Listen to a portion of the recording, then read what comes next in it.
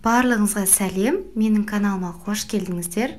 Бүгін сіздерге дәл ресторандағыдай болып шығатын апельсиннен жасалатын лимонадтың рецептісімен бөлісемін. Бізге керек заттар ол апельсин 3 данасы және лимонның жартысы. Менде лимон Ташкенттікі, сондықтан да осындай апельсиннің түсімен бірдей болып тұр. Және муз қажет, графин, 1 литр спрайт қажет, және де сироп.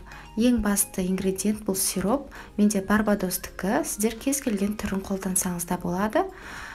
Кез келген супермаркеттен табуға болады. Ең алдымен біз апельсинімізді жуып, осылай екіге бөліп, шырынын сығып аламыз. Жалпы алғанда 2 апельсиннің шырынын сығып осылай графинге құямыз. Сосын 1 апельсиннің жартысын осылай тілімдерге бөліп аламыз, және лимонның да жартысын осылай тілімдерге бөлеміз. Енді спрайтымызды графинге толықтай құйып аламыз. Спрайттың орнына жай газдалған суды да қолданса болады. Енді 3 ас қасық сиропымыздан құямыз. Араластырамыз және музымызды да саламыз. Апельсиннің және лимонның тілімдерін осылай саламыз да араластырамыз.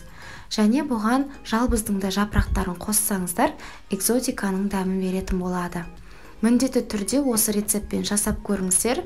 Қалтаңызды үнемдейтін, әрі дәл ресторандағыдай болып шығатын лимонадтың толық рецептісі ұнаған болса, міндетті түрде лайк басып, каналыма тіркеліңіздер, және де колокольчикті басып қойды ұмытпаңыздар.